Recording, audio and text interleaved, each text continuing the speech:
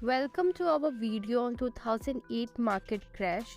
In this video, we will be discussing the events leading up to the crash, the causes that led to it, the impact it had on the global economy, and the recovery from it. We will also exploring the subtopic of housing market and subprime mortgages leading up to the crash and the role of investment banks and financial institutions in the crash. The failure of major companies such as Lehman Brothers, Bear Stearns, the government response to the crisis, including the Troubled Asset Relief Program, and the impact of crash on the global economy and the recession that followed. We will also look into the lesson learned from the 2008 market crash and current market condition and potential future market crashes. By the end of this video, you will have a comprehensive understanding of one of the most significant financial events of 21st century. So sit back, relax, and let's dive into 2008 market crash. The 2008 market crash was a global financial crisis caused by a combination of factors including a housing market bubble and widespread use of subprime mortgage, low interest rate, lax lending standards, and a belief that housing price would continue to rise led to an increase in the number of people buying homes, causing housing prices to rise rapidly. But when interest rate rose, many of these borrowers defaulted on their loans, leading up to large number of foreclosures and a drop in housing prices. Additionally, banks and financial institutions had invested heavily in housing market and securities backed by subprime mortgages, and when they lost value, it led to a financial crisis that spread throughout the global economy. The housing market leading up to 2008 crash was characterized by low interest rate, lax lending standards, and a belief that housing price would continue to rise.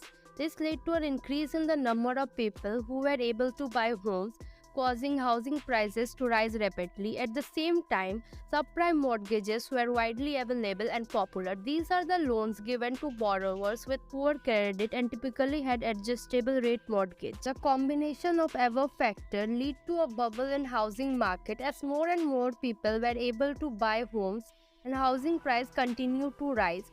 However, when interest rate began to rise, many of these borrowers with subprime mortgages were unable to keep up with their mortgage payment, which led to a large number of foreclosures and a drop in housing price. This eventually led to 2008 market crash. Investment banks and financial institutions played a significant role in 2008 market crash. Many of these institutions had invested heavily in housing market and securities that were backed by subprime mortgages. They also created complex financial products such as mortgage-backed securities and collateralized debt obligations, which were based on these risky mortgages and sold them to investors. When housing price began to fall and borrowers started to default on their subprime mortgages, the value of these securities and the investment bank and institution portfolio began to drop. This led to a significant losses for these institutions, and many of them faced bankruptcy and had to be bailed out by the government. Additionally, many of these institutions had engaged in risky practices such as leveraging their assets and taking on too much debt. When the housing market began to collapse, these practices made the crisis even worse and further exacerbated the damages caused by the crash. The failure of major companies like Lehman Brothers and Bear Stearns was a significant event that occurred during the 2008 market crash. Both of these companies were large investment banks that had heavily invested in housing market and securities that were backed by subprime mortgages. When the housing market began to collapse and borrowers started to default on their subprime mortgages, the value of these securities and companies' portfolio began to drop. This led to a significant losses for Lehman Brothers and Bear Stearns, and they both faced bankruptcy. Lehman Brothers was the largest and most dramatic failure of the crisis. It was unable to secure a buyer or a government bailout and filed for bankruptcy on September 15, 2008. This event sent shockwave throughout the global financial system and is widely considered to be the events that triggered the 2008 market crash. Bear Stearns, on the other hand, was acquired by JP Morgan Chase in March 2008. It was the first large financial institution to fail during the crisis. The failure of these companies had a domino effect on other financial institutions and further exacerbated the damages caused by the crash. The government response to the 2008 market crash includes several measures to stabilize the financial system and prevent a complete economic collapse. One of the key measures was the Troubled Asset Relief Program, which was created in October 2008. TARP was a $700 billion program that was designed to purchase troubled assets such as mortgage-backed securities from financial institutions. The idea was to remove these toxic assets from the balance sheet of banks and other financial institutions and stabilize the financial system. Additionally, the Federal Reserve also took several measures to stabilize the financial system, such as cutting interest rates, providing liquidity to banks and other financial institutions, and implementing various lending facilities. The government also intervened to stabilize and, in some cases, take over major institutions that were on the brink of failure, such as AIG and Fannie Mae and Freddie Mac, to prevent a deeper crisis in the financial system. The government response to the crisis helped to stabilize the financial system and prevent a complete economic collapse. But it also had significant economic and social costs, such as national debt and public discontent with bailout for large corporations. The impact of the 2008 market crash on the global economy was severe and far-reaching. The collapse of the housing market and the failure of many financial institutions led to a severe recession that lasted from December 2007 to June 2009 in the United States and affected many other countries as well. The recession led to a significant decline in the economic activities as businesses and consumers reduced spending. Unemployment rate rose sharply and many people lost their homes and savings. The stock market also experienced significant declines, with many people losing a significant portion of their retirement savings. The crisis also led to a credit crunch as banks and other financial institutions become more cautious about lending, and many businesses and consumers found it more difficult to get loans.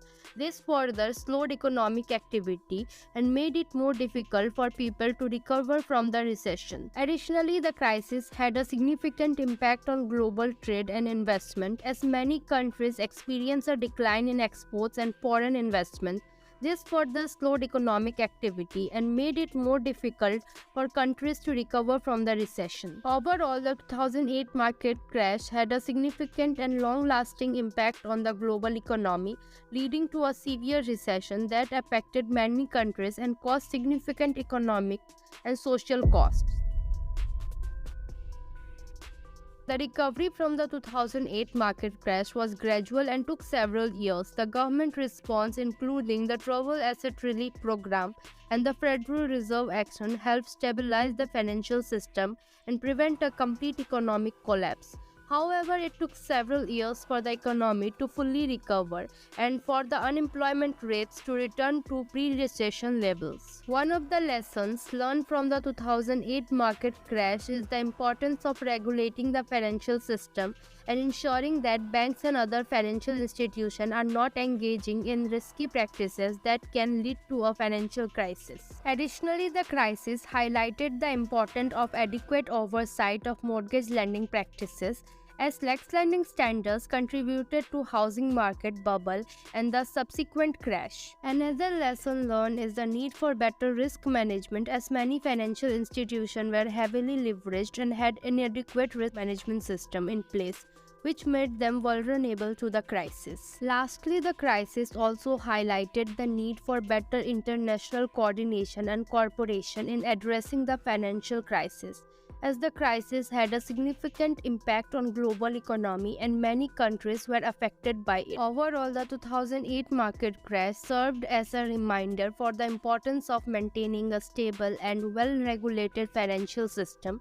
as well as need for better risk management and international coordination in addressing financial crisis. In conclusion, the 2008 market crash was a global financial crisis that had a severe and long-lasting impact on the global economy.